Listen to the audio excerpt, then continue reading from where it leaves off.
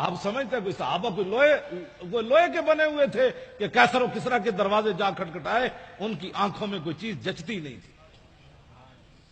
تو جب ساری رات بندہ کیبل دیکھے، ساری رات جو ہے وہ غلط کام دیکھے، تو صبح اٹھ کر تو اس کو جاگ بھی نہیں آنی نماز کے لیے.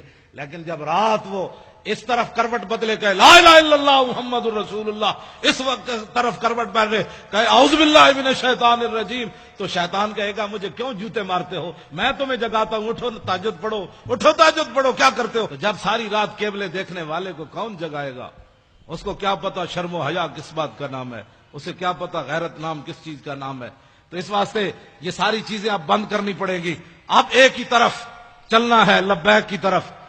کسی کو اگر کوئی پریشانی ہے نا لبیک سے، تو وہ پریشانی ہماری دی ہوئی نہیں ہے، اس کو پریشانی کوئی اور لگی، تو وہ پریشانی کا علاج ہمارے پاس نہیں ہے. ہمارے پاس ادھر کوئی حکیم صاحب ہیں تو میں ان کو کہہ جاؤں گا بھائی ان کا درد مٹھا کرو، ہاں درد اس کا مٹھا کرو. ہمارے پاس کوئی علاج نہیں ہے کہ لبیک کے نعرے سے بھی کسی کو دکھ ہو. میں نہیں سمجھتا کہ جب حضور کی بات آئے، ایک تو بزدلو لگا نہیں سکے نعرہ، اہل سنت کو غیروں سے جدا نہیں کر سکے، ان کی جھولیوں میں بیٹھے رہے ساری زندگی. اب باتیں کرتے ہو کہ جناب یہ کیا ہو گیا، ہم اہل سنت و جماعت کی انفرادی تشخص بحال کر کے 24 کلومیٹر ہم نے ان کو آنسو گیس کھلایا. آنسو گیس کھلانے کے بعد ربڑ کی گولیاں کھائیں، پھر 4 دن بھوکے رہ کر بھی 4 فٹ بلند ہو کر زمین سے کہتے تھے لبیک یا رسول اللہ، لبیک لبیک یا رسول اللہ، لبیک لبیک لبیک یا رسول اللہ، لبیک یہ منظر ہم نے پیدا کیا. رسول اللہ، لبیک لبیک لبیک یا رسول اللہ، لبیک لبیک لبیک یا رسول اللہ. یہ تو میرے آقا و مولا کی. اب کسی کو کیا اس میں پریشانی ہے؟ لبیک کا نعرہ. مولانا غلام غوث بغدادی فقیر آدمی، مولانا مفتی آصف عبداللہ صاحب، مفتی آصف شہید صاحب، یہ سارے حضرات، یہ شاہ جی جناب 2 ہتھاں نال سلام، سارے سید جتنے بیٹھے میری طرف 2 ہتھاں نال سلام. ہمارے شیخ الحدیث صاحب تشریف لے آئے، یہ مولانا جو ہے وہ لیاقت اظہری صاحب، یہ سارے حضرات ہمارے جتنے علماء، یہ احمد رضا صاحب، یہ سارے نوجوان، یہ ان کے اندر یہ جو دم خم، یہ ایسے یہ حرارت، آپ کیسے؟ میں نے کہا آپ اٹھے، میں نے کہا نعرے لگائے. یہ بات ممتاز قادری، ایک تو ہے نا ممتاز قادری کا نام بھی نہ لینا، باتیں کرتے ہو. یہ بات ایسے سٹیج پر کبھی ہم نے کر دی نا تو پھر زندگی میں یاد رکھنا. ہم ویسے فقیر آدمی ہیں، بڑے مسکین آدمی ہیں، لیکن جب میرے آقا کی بات آئے تو میں نے تو ان وزیروں کو بھی کہا جو صوبائی وزیر بیٹھے ہوئے تھے مذاکرات میں، میں نے کہا تم ہمارے سائز کے آدمی نہیں ہو، تم ہمارے مقابل کے آدمی نہیں ہو.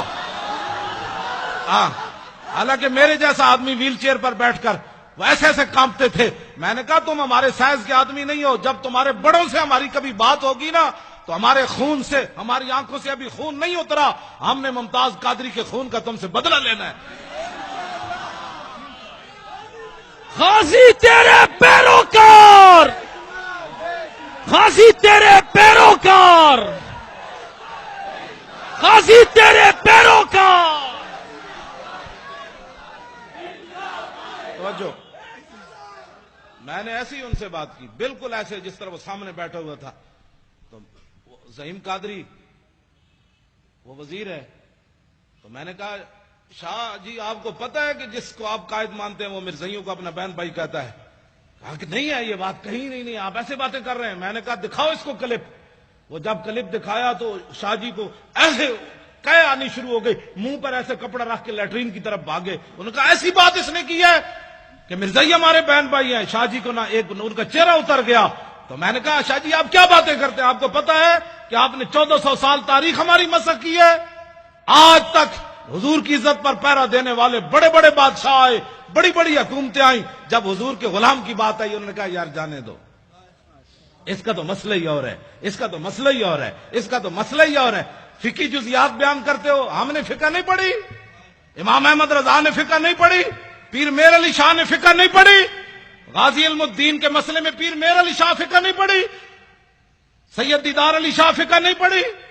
جو جنازہ پڑھانے آیا اس کو چاہیے تھا، وہ کہتا ہے اس لڑکے نے قانون ہاتھ میں لیا، لیکن شاہ جی جنازہ پڑھانے کے لیے مصلی پر کھڑے ہو گئے. ایسے جب نگاہ اٹھائی تو 6 لاکھ بندے اس وقت موجود تھے. شاہ جی نے جب ایسے نگاہ کی تو غش کھا کر نیچے گر گئے. جب ہوش آیا تو روتے رہے، یا رسول اللہ ساری زندگی حدیث پڑھائی، قرآن پڑھایا، جمعے پڑھائے، حج کیے، یا رسول اللہ کبھی خواب میں بھی دیدار نہیں کرایا، تو آپ بنفس نفیس اس کے جنازے میں تشریف لے آئے آپ۔ تم 1400 سال ہماری تاریخ مسخ کرو اور کہو کہ مولوی خادم امن سے بات کرے۔ امن سے بات تو تب ہے، تم نے میرے گھر میں حملہ کیا، تم نے میری 3 لائبریریاں توڑی۔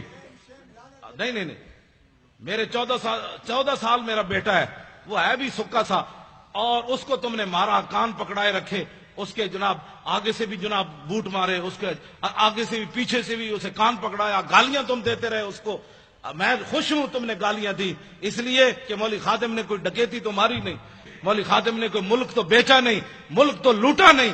میرے بیٹے کو مارنے کی صرف وجہ یہ تھی کہ تاکہ اولاد تو آخر اولاد ہوتی ہے، بندے کو بزدل بنا دیتی ہے، تو اس کو اتنا مارا کہ مرنے کے قریب جب پہنچا تو کہا آپ دفع ہو جاؤ، اور اس کو اتنا، میں پھر بھی خوش ہوں، پھر مارو، میں جو حاضر ہوں، اس کو کیوں مارتے ہو؟ میں جو تقریریں میں کرتا ہوں، مجھے پکڑ کر مارو، مجھے گھسیٹو، تم نے گھسیٹا بھی ہے، لیکن اس کے باوجود آج تک میں خوش ہوں کہ اس لیے کہ مجھے رسول اللہ کے نام پر گھسیٹا گیا۔